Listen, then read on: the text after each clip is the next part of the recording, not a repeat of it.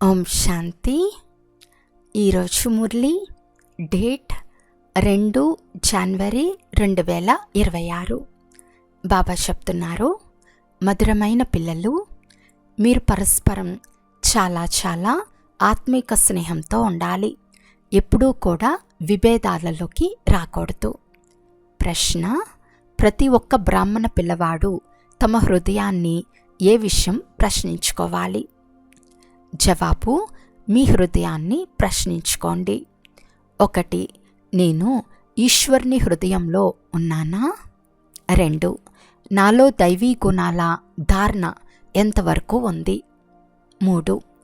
బ్రాహ్మణుడైన నేను ఈశ్వర్య సర్వీసులో ఇబ్బందులు కలిగించటం లేదు కదా? 4. సదా క్షీరఖండం వలె ఉంటున్నానా? పరస్పరంలో ఏకాభిప్రాయం ఉందా? 5. నేను సదా శ్రీమతాన్ని పాలన చేస్తున్నానా? పాట: భోలానాథుని కంటే అతీతమైన వారు. ఓం శాంతి. పిల్లలైన మీరు ఈశ్వర్య సాంప్రదాయస్తులు. ఇంతకుముందు అసురి సాంప్రదాయస్తులుగా ఉండేవారు. అసురి సాంప్రదాయస్తులకు భోలానాథుడు అని ఎవరిని అంటారో తెలియదు. శివుడు, శంకరుడు వేర్వేరని కూడా తెలియదు. ఆ శంకరుడు దేవత, శివుడు తండ్రి, వారికేమీ తెలియదు. ఇప్పుడు మీరు ఈశ్వర్య సాంప్రదాయస్తులు అనగా ఈశ్వర్య ఫ్యామిలీకి చెందినవారు. వారు రావణుని అసురీ ఫ్యామిలీకి చెందినవారు. ఎంత తేడా ఉంది? ఇప్పుడు మీరు ఈశ్వర్య ఫ్యామిలీలో ఈశ్వరుని ద్వారా ఒకరి పట్ల ఒకరు ఆత్మీక ప్రేమతో ఎలా ఉండాలో నేర్చుకుంటున్నారు. బ్రాహ్మణ కులంలో పరస్పరంలో ఈ ఆత్మీక ప్రేమను ఇక్కడి నుండే నింపుకోవాలి. పూర్తి ప్రేమ లేకపోతే పూర్తి పదవి కూడా పొందరు. అక్కడ ఉండేది ఒకే ధర్మము, ఒకే రాజ్యము. పరస్పరం ఎలాంటి కొట్లాటలు జరగవు. ఇక్కడైతే రాజ్యమే లేదు. బ్రాహ్మణుల్లో కూడా దేహాభిమానం ఉన్న కారణంగా విభేదాలలోకి వస్తారు. అలా విభేదాలలోకి వచ్చేవారు శిక్షలు తిని తర్వాత పాస్ అవుతారు. తర్వాత అక్కడ ఒకే ధర్మంలో ఉంటారు కనుక అక్కడ శాంతి ఉంటుంది. ఇప్పుడు ఆ వైపున అసురీ సాంప్రదాయం లేక అసురీ ఫ్యామిలీ రకానికి చెందినవారు, ఇక్కడ ఈశ్వర్య ఫ్యామిలీ టైప్కు చెందినవారు ఉన్నారు. భవిష్యత్ కోసం దైవీ గుణాలు ధారణ చేస్తున్నారు. తండ్రి సర్వగుణ సంపన్నంగా చేస్తారు. అందరూ సర్వగుణ సంపన్నంగా తయారవరు. ఎవరు శ్రీమతంను అనుసరిస్తారో వారే విషయమాలలో పూసగా అవుతారు. అవని వారు ప్రజల్లో వస్తారు. అక్కడ దైవీ గవర్నమెంట్ ఉంటుంది. 100% ప్యూరిటీ, పీస్, ప్రాస్పరిటీ ఉంటుంది. ఈ బ్రాహ్మణ కులంలో ఇప్పుడే దైవీ గుణాలు ధారణ చేయాలి.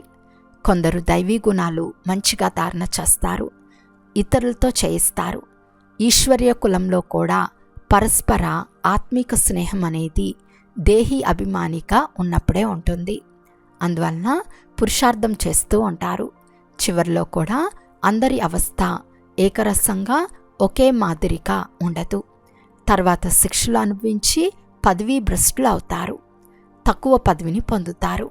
ఉప్పు నీరుగా తయారైన కారణంగా అక్కడక్కడ ఈశ్వర్య సర్వీస్లో కూడా విఘ్నాలు వేస్తూ ఉంటారు. దాని పర్యావసనంగా వారు అంత ఉన్నత పదవిని పొందలేరు. ఒకవైపున క్షీరఖండంగా అయ్యే పురుషార్థం చేస్తారు, మరోవైపు మాయ ఉప్పు నీరుగా తయారు చేస్తుంది. ఈ కారణంగా సర్వీస్కు బదులు డిస్సర్వీస్ చేస్తారు. తండ్రి కూర్చుని మీరు ఈశ్వర్య ఫ్యామిలీ అని అర్థం చేయిస్తున్నారు. ఈశ్వరునితో పాటు ఉంటున్నారు కూడా. కొందరు జతలో ఉంటారు, కొందరు వేరువేరు గ్రామాలలో ఉంటారు, కానీ కలిసి ఉన్నారు కదా. తండ్రి కూడా భారతదేశంలో వస్తారు. రచయిత రచనల ఆది మధ్య అంతములను ఇప్పుడు మీరు తెలుసుకున్నారు. ఈ చక్రం ఎలా తిరుగుతుందో, ఇది ఎలాంటి సమయమో ప్రపంచానికి తెలియదు. పూర్తిగా గాఢ అంధకారంలో ఉన్నారు. పిల్లలైన మీకు రచయిత అయిన తండ్రి వచ్చి మొత్తం సమాచారం వినిపించారు. హే సాలిగ్రామాలు, నన్ను స్మృతి చేయండి. ఇది శివబాబా తమ పిల్లలకు చెప్తారు. మీరు పావనంగా అవ్వాలనుకున్నారు కదా, పిలుస్తూ వచ్చారు. ఇప్పుడు నేను వచ్చాను. భారతదేశాన్ని మళ్ళీ శివాలయంగా చేసేందుకే శివబాబా వస్తారు. రావణుడు వేశ్యాలయంగా చేశాడు. మేము పతితులము, వికారులము అని స్వయమే పాడతారు. భారతదేశం సత్యుగంలో సంపూర్ణ నిర్వీకారిగా ఉండేది. నిర్వీకారి దేవతలను వికారీ మనుషులు పూజిస్తారు. తర్వాత నిర్వీకారులే వికారులుగా అవుతారు. ఇది ఎవరికీ తెలియదు. పూజ్యులు నిర్వీకారిగా ఉండేవారు.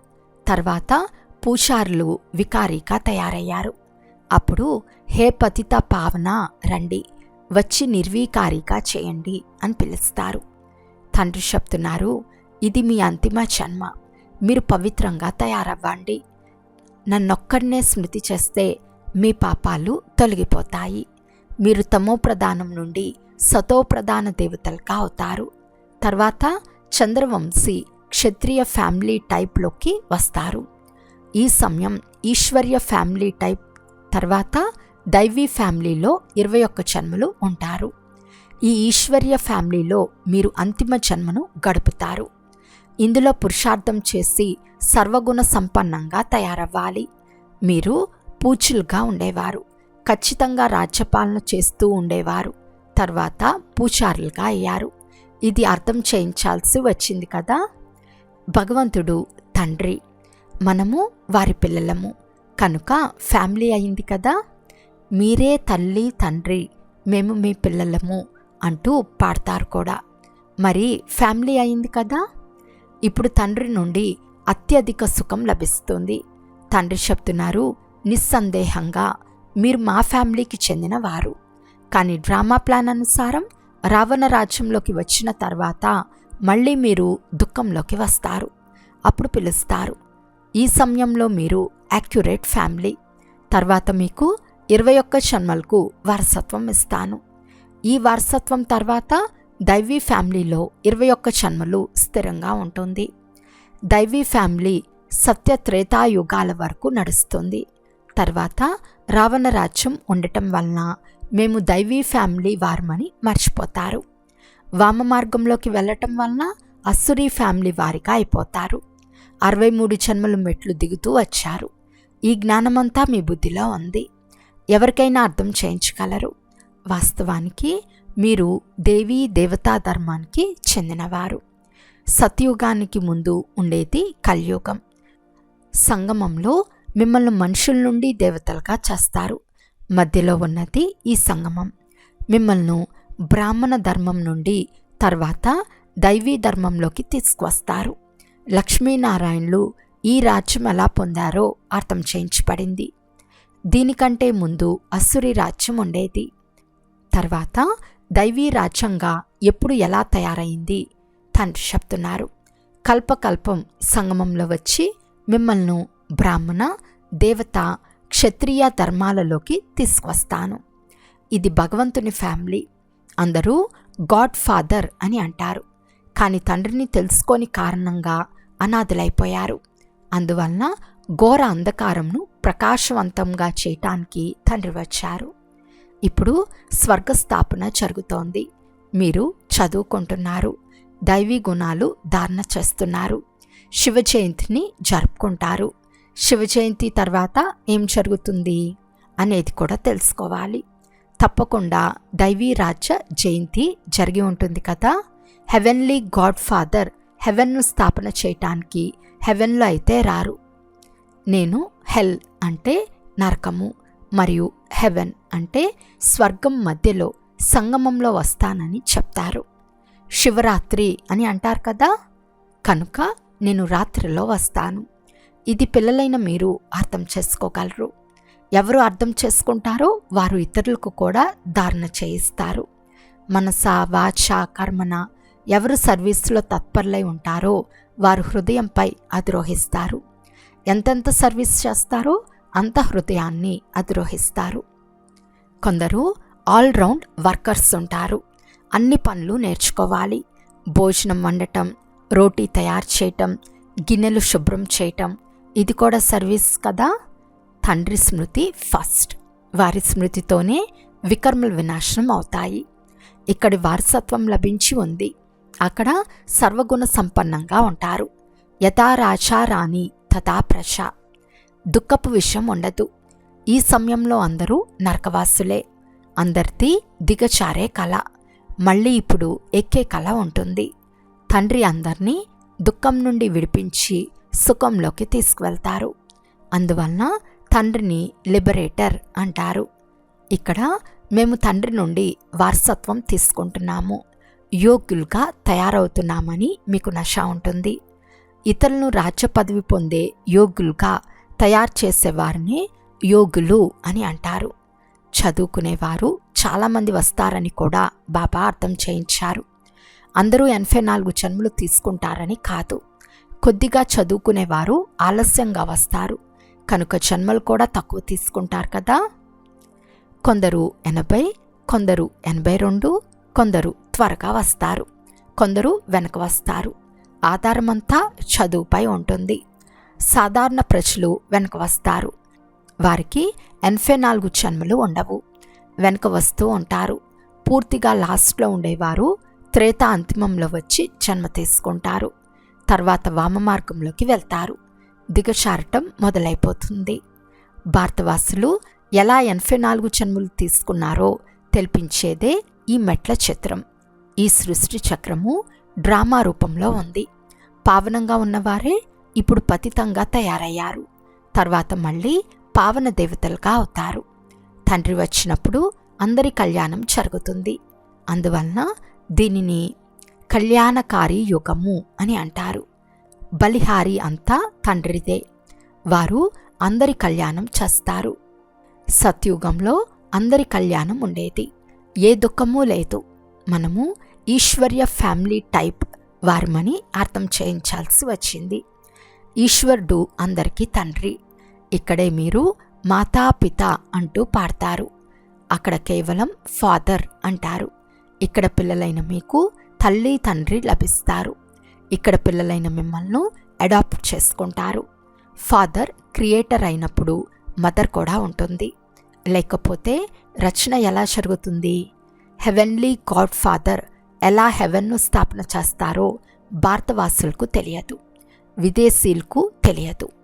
కొత్త ప్రపంచం స్థాపన, పాత ప్రపంచం వినాశనం తప్పక సంగం యుగంలోనే జరుగుతుందని ఇప్పుడు మీకు తెలుసు. ఇప్పుడు మీరు సంగమంలో ఉన్నారు. ఇప్పుడు నన్నొక్కడనే స్మృతి చేయండి అని తండ్రి అర్థం చేస్తున్నారు.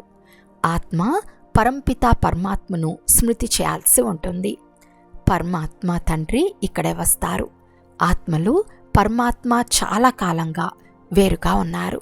సుందరమేళ ఎక్కడ జరుగుతుంది? సుందరమేళ తప్పకుండా ఇక్కడే జరుగుతుంది. దీనిని కళ్యాణకారి సుందరమేళ అంటారు. జీవన్ముక్తి వారసత్వం అందరికీ ఇస్తారు.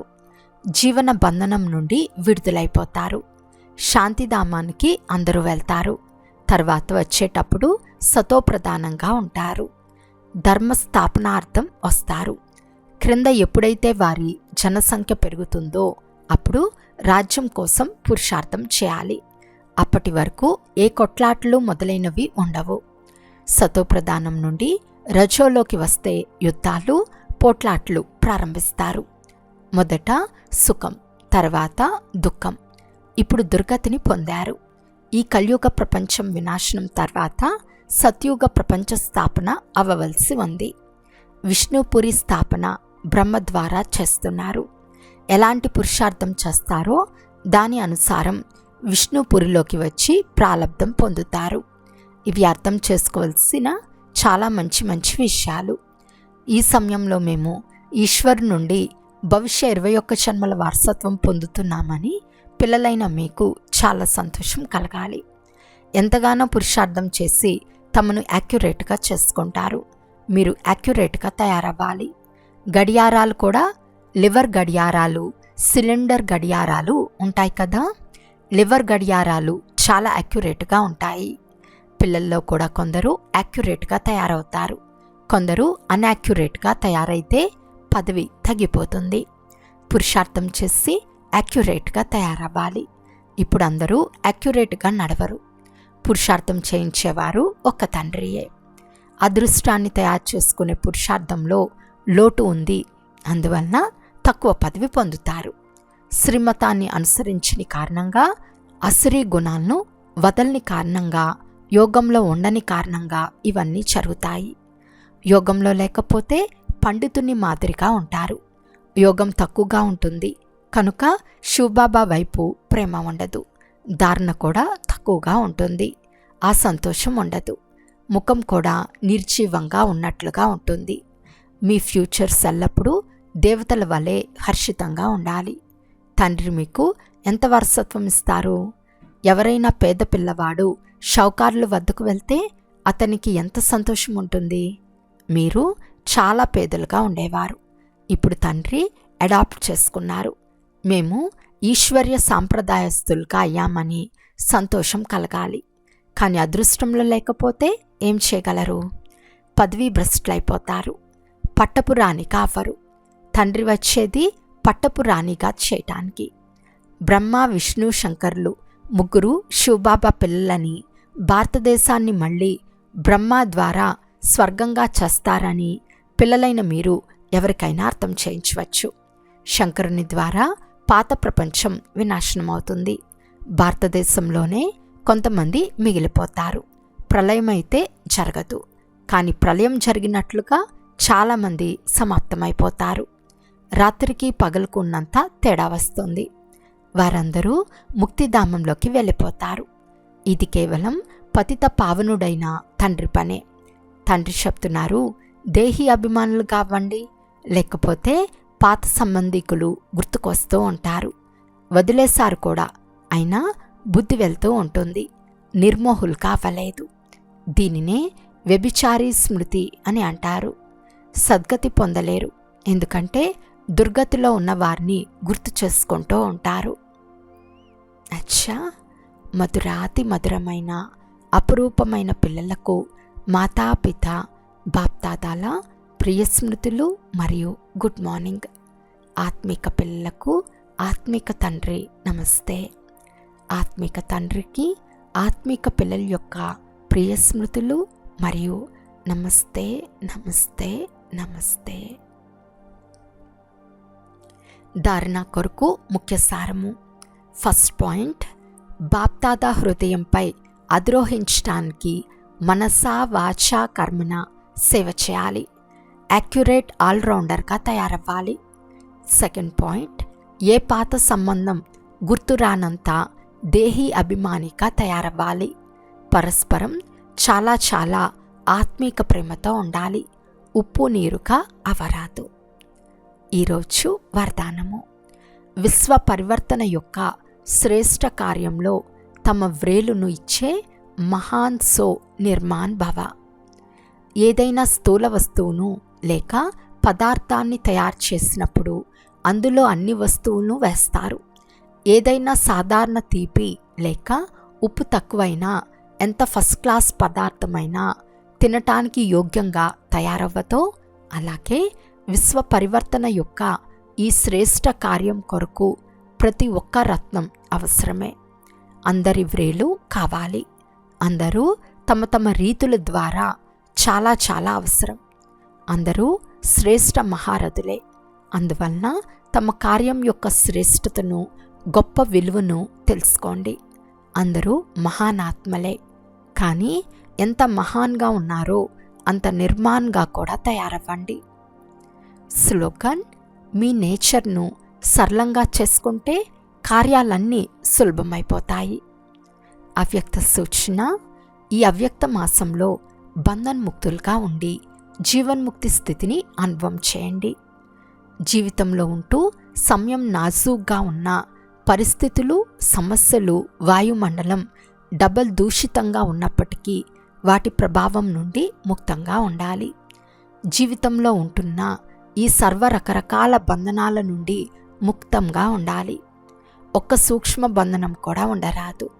ఇలా ప్రతి బ్రాహ్మణ పుత్రుడు బంధన్ముక్తంగా, జీవన్ముక్తంగా తయారవ్వాలి.